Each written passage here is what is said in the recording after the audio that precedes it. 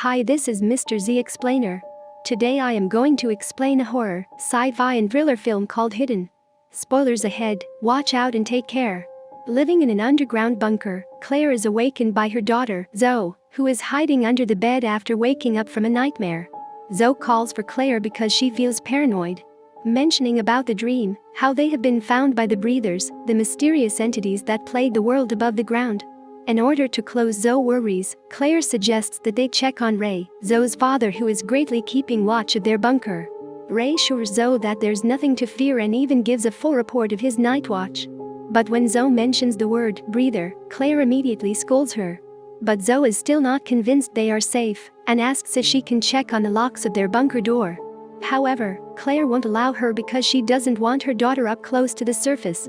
Zoe then convinces Claire that she can handle it, confidently reciting the rules of survival. 1. Never be loud. 2. Never lose control. 3. Never open the door. And lastly, 4. Never talked about the breathers. Finally, Claire gives in and lets Zoe check the chain fastened to their hatch, satisfying her as she feels the security of their locks. Inside their bunker, they have a makeshift sun crafted from a lamp and recyclable materials such as canes, which they use to signify the beginning of a brand new day. Ray lets Zoe carve a line on a pillar to keep track of how many days they are staying underground. When she does, they realize that they've been there for 301 days already. For their meal, Claire goes to the meal supply to see what they can have. Zoe suggests that they should have peaches, but Claire debates that they should eat beans for protein. However, with her father's help, Zoe manages to outsmart and convince her mother that they should eat peaches. A moment later, while Ray and Claire are preoccupied with the malfunctioning water source, Zoe opens the cane of peaches and discovers that it's empty. She then calls her parents and informs her parents that the peaches have been stolen, even though their door has been secured. Claire points out that the air ducts could have been a possible entryway for a rat.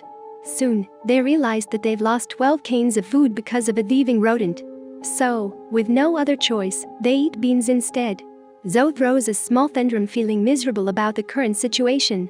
Ray then tells Zoe they should just be grateful they are still alive because there's still a chance that they might be the only ones left in the world, adding that every single day they've gone through is a miracle. After eating, Ray and Zoe play a makeshift board game modeled after their hometown, Kingsville, trying to relive their old life through imagination. Ray makes Zoe close her eyes as he narrates a scenario of her being able to eat ice cream at an old parlor they used to go to, away from them to keep their insanity in check and continue in having hope. Later on, while Zoe plays cards, Ray and Claire discuss their resource problem. Ray mentions that they may need to go to the surface to look for food, but Claire finds that too dangerous and says that the breathers are still looking for them. Ray tries to convince Claire that he can take on the breathers, but Claire simply won't hear him.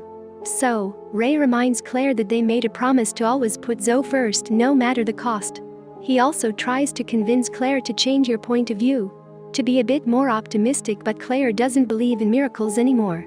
Eventually, the two share a moment of intimacy, as Ray reminds his wife that she should still try to live, and not just to stay alive. While Ray takes a rest, Claire and Zoe spend their time playing the Kingsville board game, and Zoe asks whether it's possible that they are the only one left.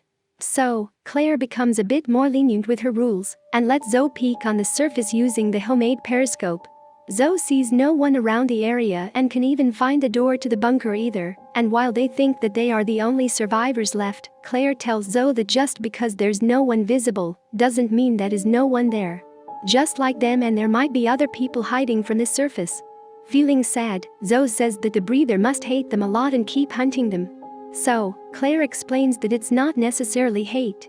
The breathers are just different from them, and it creates neutral feelings of fear from both sides. While talking, Zoe spots the rat and quickly tells her father about it. Ray then chases it with his pocket knife, but it gets away as he knocks over a lamp, his knife getting stuck on the table. However, before the rodent escapes, Claire smashes it with a wrench. Unfortunately, their happiness from this small victory is immediately short as Claire notices the lamp burning the table. Ray tries to put down the fire, but the lamp explodes and the three panic as their wooden table gets enveloped in flames. Ray then attempts to open the water source, but still has trouble opening it. So Claire tries to extinguish the fire with a blanket, before Ray downs it with one little amount of water that he could accumulate. Unfortunately, by the time they put out the fire they realize too late that the smoke is going up in the air duct, revealing their location. Because of that, Claire remembers the day when all went down, when their family was supposed to go on a swimming trip with the neighbor's kid, Joey. Zoe got sad when Joey cancelled their play date. So Claire and Ray checked on the neighbors and found them trying to leave in a hurry. Confused with the situation, Claire and Ray asked Joey what's going on. And he says that the government mentioned something about a virus. Back in the present, the family worries about the unintended smoke signal accidentally put out. But they still try to remain optimistic and hope that nobody will see it. They then start to argue as Claire worries about being found. So, Ray tells her to calm down and reminds her to stay under control. Unfortunately, Claire sees that the smoke left ash marks above the shelter hatch, making their hiding place visible. Running out of options, Claire says they need to go up to the surface to cover the ash. She then instructs Zoe to lock the door if she hears anyone aside from her or Ray. Although Zoe argues that she wants to help, Claire makes it clear that she won't let her go with them. Moments later, Zoe follows her parents' tracks within the bunker. Seeing the dust fall from the steps above, worried, she uses the periscope to check on them and the surroundings. And when she spots a moving figure from a distance, she starts to panic and shout warnings to her parents. Scared, Zoe breaks her mother's rule and starts to go up to the surface to warn Claire and Ray. A pack of deer runs when Zoe finds her parents and informs them about what she saw.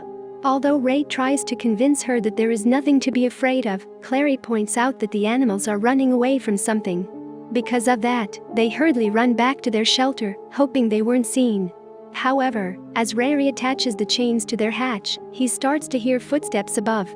They follow the breathers' footsteps above their bunker, and just when they think it's safe, as the breathers walk past by their hiding place, Zoe talking doll strings get caught on a pipe screw and start making noise.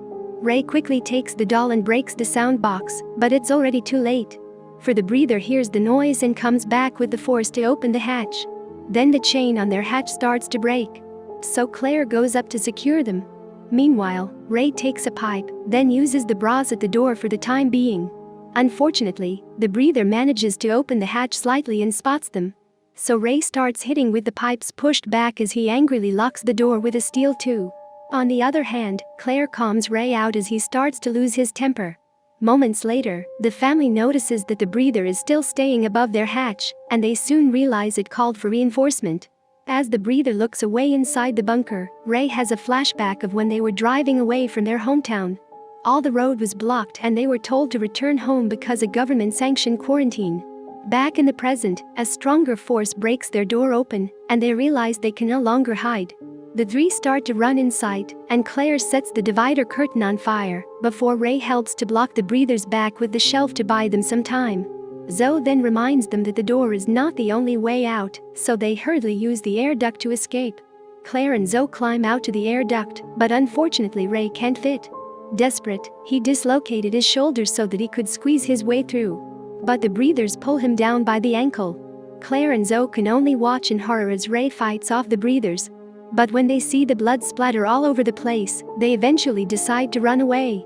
As Claire and Zoe try to escape from the breathers, they arrive back at the quarantine barrier, where the helicopter spots them from the distance and fires net to catch them.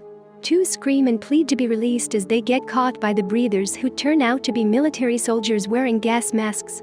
Then they point the rifles at Claire and Zoe, as two breathers extract blood from them. Meanwhile, Zoe recalls how military jets drop bombs on their hometown, making them realize that the government was on their side and that they were trying to eradicate the people. Claire then remembers that there was a fallout shelter in the elementary school, so the three of them ran toward safety before they could get bombed. Thankfully, they were able to close the hatch just as the bomb fell. Looking around, they were happy to see that the shelter had enough resources to last for a while. At the same time, Claire told Ray and Zoe she cut herself from the shelter door, reviewing dark blood dripping from her wound. She mentioned that the virus must be airborne and they are already infected, explaining why the government is trying to kill them. Back in the current situation, Claire pleads to be freed. But the soldier tells her to cooperate in answering questions in exchange for help. However, even though Claire and Zoe truthfully answer all their questions, the soldiers have no intention of helping them as they all aim their gun at two. Claire then starts to lose control of herself. Eager to protect Zoe, rage feels her. Black veins appear on her face, and her eyes become red. Then, as the head soldier gestures to shoot Claire and Zoe, an infected Ray appears to save them. He shows symptoms of the virus, displaying inhuman strength and agility as he takes out some of the soldiers. On the other hand, the breather shoots at him repeatedly until they finally subject him. Because of the distraction, Claire and Zoe manage to escape from the net. Moments later, at turn Claire attacks the remaining soldier, but starts reverting to normal when her leg gets injured. Unable to move after a soldier hits with his gun, turn Zoe attacks the man and almost kills him to protect her mother, but Claire stops her. Lost in the effects of the virus, Zoe attacks Claire, but she slowly comes to her senses when her mother begs her to calm down and remember their second rule. They then leave the soldier alive. Now he is already infected too. When they walked back, they spotted Ray on the ground close to death. They spend his remaining moments staying by his side until he breathes his last breath. But they eventually leave him, as Claire spots another helicopter from a distance. Then, it isn't long before Claire and Zoe find solace in a nearby sewage system and decide to rest. However, moments later Zoe wakes up scared, once again saying that her doll had a dream that they were found. Then they start to hear footsteps in the distance and see an approaching person holding a flashlight who turns out to be Joey, Zoe's friend. He leads them further into the sewage system and shows the sewage entrance to a new Kingsville, where the other survivors of their town have been hiding. Then, as the sun indicator new day, Zoe takes note that they have now survived 302 days. Subscribe for more stories.